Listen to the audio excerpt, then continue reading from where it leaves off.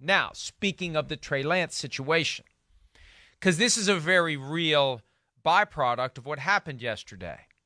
Now, the guy who had been given the keys to the car has a backseat driver in Jimmy G.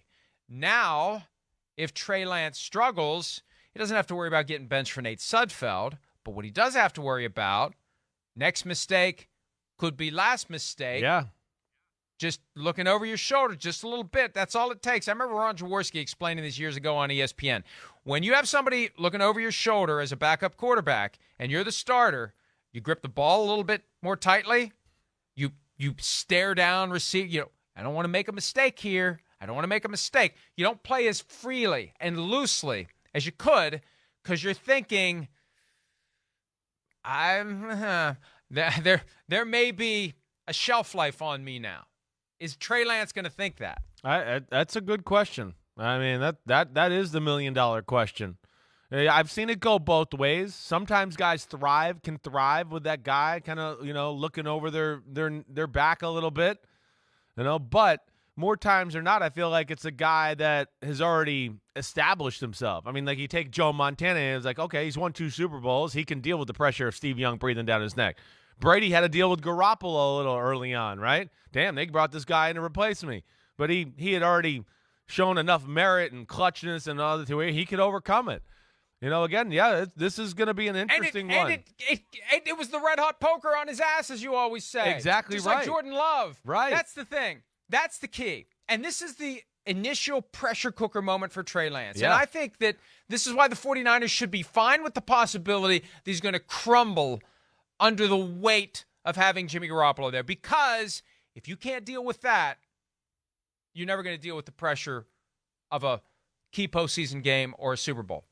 If you can't thrive with that kick in the ass from Jimmy Garoppolo being literally pulled from the ashes and put back on the roster, we're never going to be able to count on you with what we're trying to accomplish.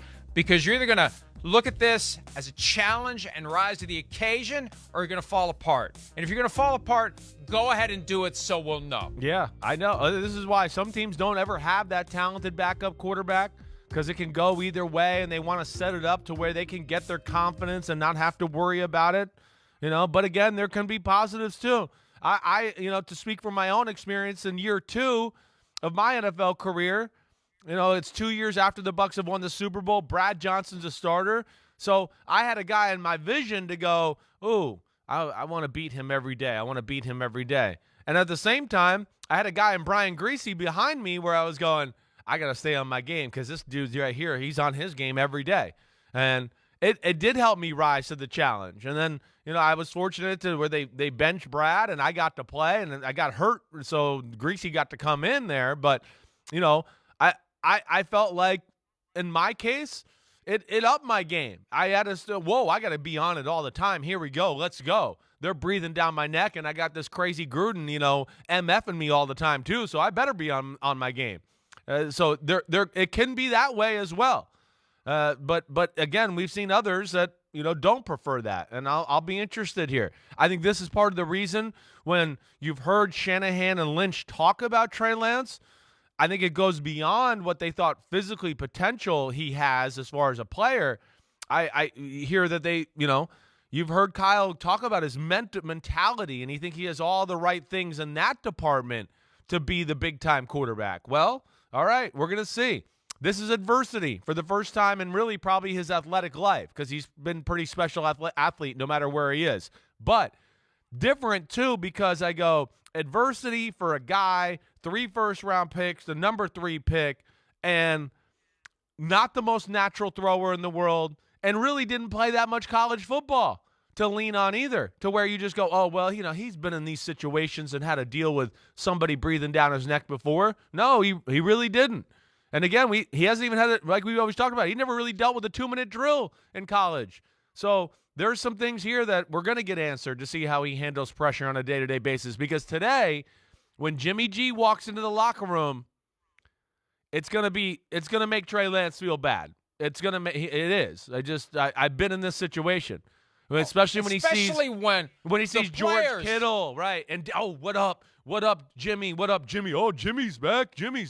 He's going to hear all that in the locker room. And, yeah, that's going to be the first test to see if he can just deal with that and swipe it under the rug and stay focused on what he needs to stay focused on. Can you imagine the text messages that were circulated last night among the members of the 49ers who thought Jimmy was gone? Yeah. Whenever they became aware. Last night, everybody knew about it. Whenever the flicker came, and my guess is Kyle probably went and pre-positioned some of the key leaders on the team so they would know what was going to happen so they weren't stunned by it. Right. But whenever that happened, and all the emojis, I mean, can you this is going to be delicate and it's going to be awkward. And my question continues to be this, Chris, and I assume that whenever Kyle Shanahan and or John Lynch, the GM of the team, are available to talk to the media, they'll be asked about week one, will Jimmy be in uniform? Because there will be a dollar value to that. You get your per-game roster bonus if you're on the 46-man game day roster.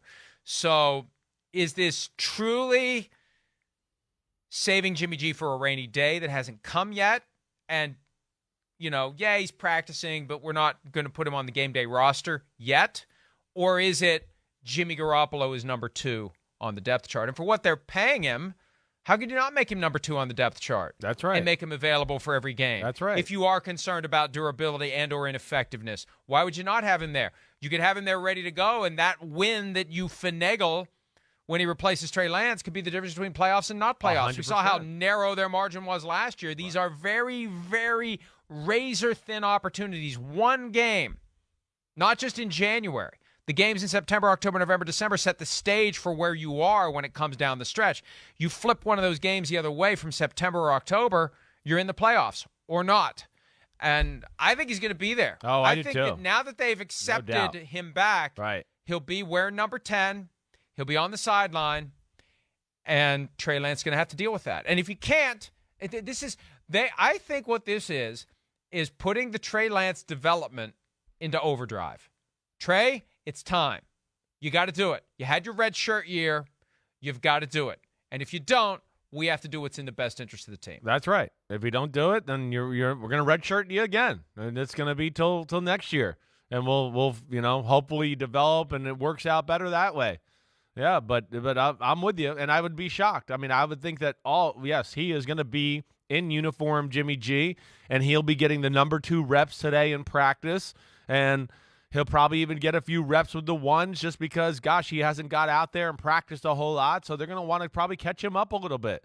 So, yes, this is going to be a big test for Trey Lance, and to see how he reacts, and can he continue to be the leader of the football team and stay focused and do all the right things with a guy that he knows a lot of the team likes, and he knows the offense probably better than he does. So it's not going to be an easy situation, but we'll see what Lance is made of.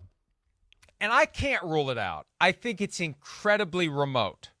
But one thing we've learned with this development is you have to be ready for anything, even the thing that they said wasn't going to happen. There's a chance, small, slim, maybe even minuscule, that Jimmy G starts week 1 at Chicago. There's a chance. Because what if Trey Lance just craps the bed now? What if he just completely loses it now that Jimmy Garoppolo's back? They all welcome him into the locker room, and he's thinking, oh, boy. Goes out on the practice field, and Kyle starts putting the pressure on him to see what he does, and he doesn't rise to it. There's a chance, small chance, but we can't ignore the small chance because it's a bigger chance than what we just saw play out with Jimmy staying. There's a small chance that Jimmy's the starter week 1 and that Kyle admits to the world Trey just isn't ready. And I can't, in fairness to him and in fairness to the team, put him in a spot and expect him to perform when I know he's not ready. Very slim chance, but we can't rule it out. Yeah. I mean, I don't think it happens either. I'm with you there. But will you be shocked if it does? I guess I would be at this point. I'd be shocked, but I think the question that I think is, to your point here a little bit, is how long is the leash going to be? That to me is something I'm very interested in. I mean, but it may not even make it to week 1. That's my point. Yes, and that to me would be like a big warning sign. Like, oh crap, damn, if it's that bad, whoa, like it's that bad that we went with him all training camp, and here just 12 days before the season starts, we're gonna have him be the backup and start down that road. I don't feel like that would happen. Again, I think they want to make it happen with Trey Lance. They want him to take control here, but they realize there's a good chance he's not. So that's why we want to make it work with Trey. We want to clear Jimmy Garoppolo off the roster and hand the keys to Trey. They couldn't do it. Yeah, but we're not ready to do it. Yeah. Because that strategy apparently didn't work. Getting Jimmy Garoppolo out of sight, almost completely out of mind, telling the world he's going to be off the team. From the get-go, when Kyle said it on the Tim Kawakami podcast and then met with reporters the next day, the point was made. It was hammered home. Trey Lance, you're driving the car. Unimpeded, unfettered, unrestricted. It's you. Now it's not. Because you didn't drive the car well enough. No. You didn't drive the car well enough. Definitely not. If they had full faith in Trey Lance, they would not have done this.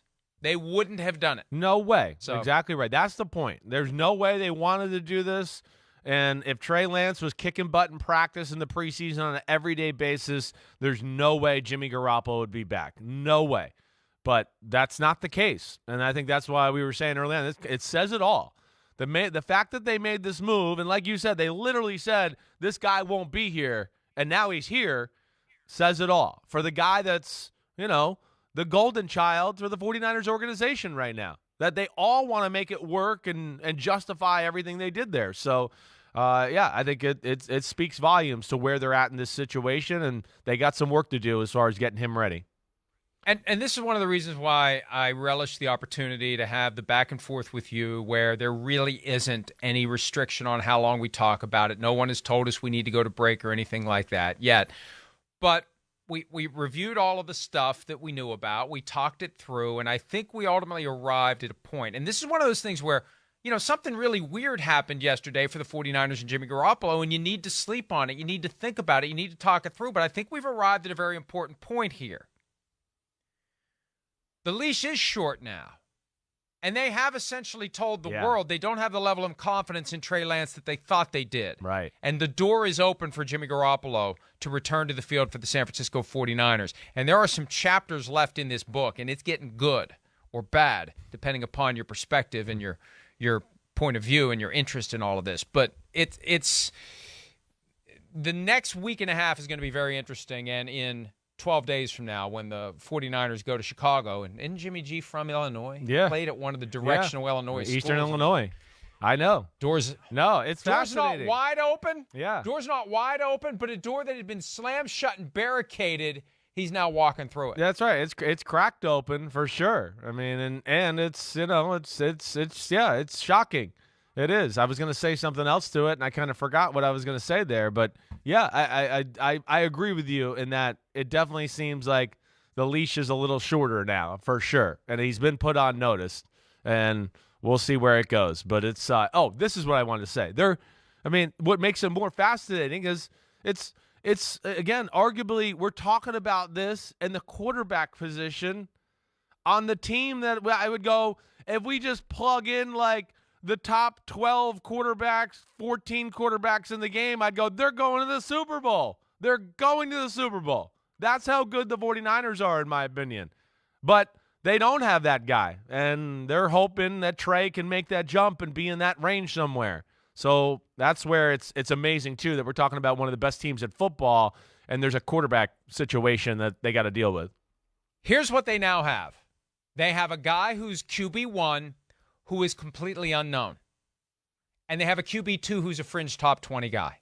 And they've said that stuff. See, all the puffery they've engaged in, whether it was BS or real about, hey, we got a pretty damn good backup quarterback here, we're not just going to give him away. Well, the reality is he's now back. Yeah. And he's breathing down the neck of Trey Lance. And we'll see either Trey Lance steps up or he steps off. And I think at some level, Kyle Shanahan wants to put him under that pressure and see how he performs. And if he doesn't, he will not be performing. It will be Jimmy Garoppolo. Hi, it's Mike Florio. Thanks for watching PFT on YouTube. Hit subscribe for the latest news and analysis from Pro Football Talk.